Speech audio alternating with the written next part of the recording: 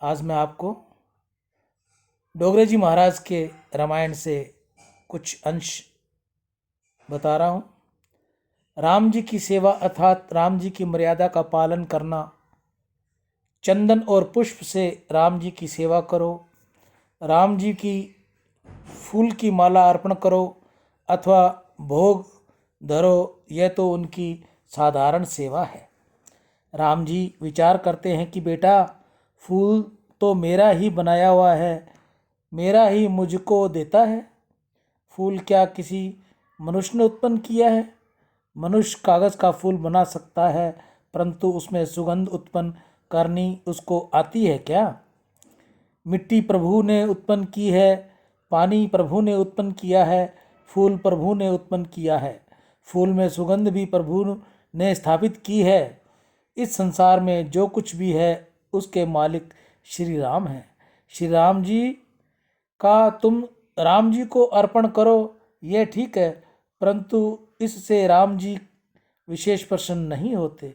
राम जी कहते हैं कि बेटा, यह सब तो मेरा है, मैंने ही तुझे दिया है, तुझको मुझे देने वाला तू कौन होता है?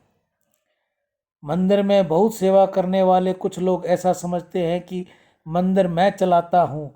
भगवान कहते हैं कि मूर्ख, तुझको बोलना तो आता नहीं, तू मेरा मंदिर चलाता है। परंतु तेरे घर को तो मैं चलाता हूँ, तेरे शरीर को मैं चलाता हूँ, तू मुझे इसकी बराबर है। इस जगत में जो कुछ भी है उसके मालिक परमात्मा है। मनुष्य को शरीर का भी मालिक नहीं है, फिर धन का मालिक तो हो ही कैसे सकता है?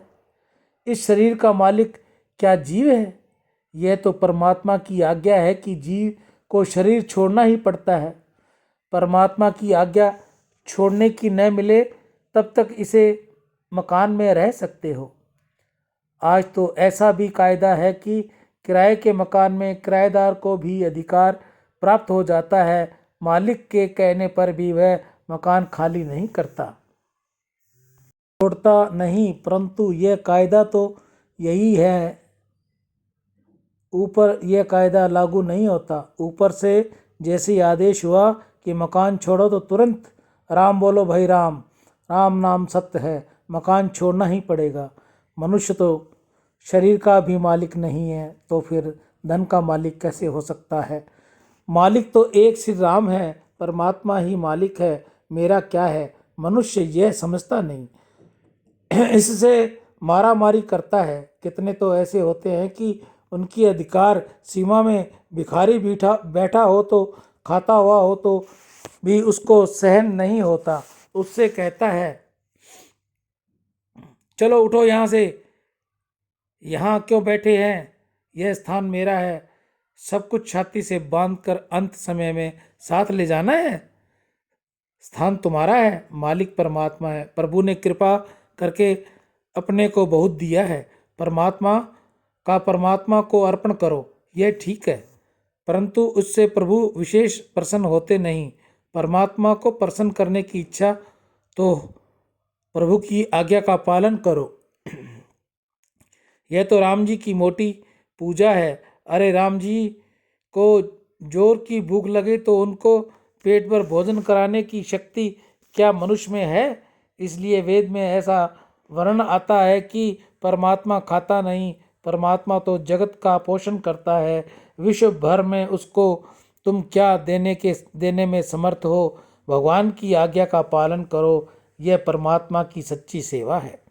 धर्म का पालन करो, तुम बहुत भक्ति न करो तो भगवान को खोटा लगेगा, परंतु तुम अपने धर्म का पालन नहीं करोगे तो भगवान को खोटा लगेगा। भगवान को मनुष्य को तन मन तथा बुद्धि मर्यादा के पालन करने के लिए दिया है। स्वेच्छाचार पतन करने वाले जगत के स्वेच्छाचार बहुत बढ़ गया है।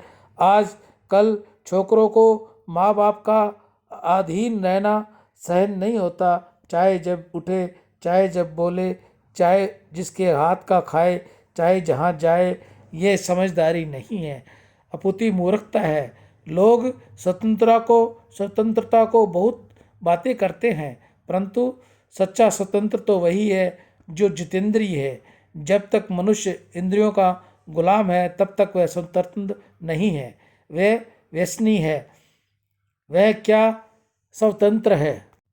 कहा जाता है व्यसनी तो जड़ पदार्थ की अधीन है, परतंत्र है जिसका मन चंचल है, वह परतंत्र है। स्वतंत्र वह है जिसकी बुद्धि परमात्मा में स्थिर हो गई है। स्वेच्छाचार मनुष्य को पतन की खाई में गिरता है, सदाचार परमात्मा के चरणों में जाता है। सदाचार के बिना जीवन कभी सफल नहीं रहे। गीता गंगा गौ माता की जय। दान से अंतःकरण की शुद्धि होगी, वह भगवत कृपा मिलेगी। आज के दानदाताओं में जुगल किशोर जंडियाल उधमपुर, अनिल जैन बंधु दिल्ली, सोनी रानी वैष्णव पिंडवाड़ा से, पिंकी पिंडवाड़ा जिला सरोही से, छगनलाल जी शर्मा रतनगढ़ से, जय किशन नीलानी जयपुर से। इन भाई बहनों की आज की गुड़ की सेवा में योगदान रहा। क्षमा चाहूँगा, पीछे 2 दिन से मैं गौ सेवा नहीं कर सका, मेरी कुछ अपनी मजबूरी रही, कुछ तबीयत भी ढीली रही।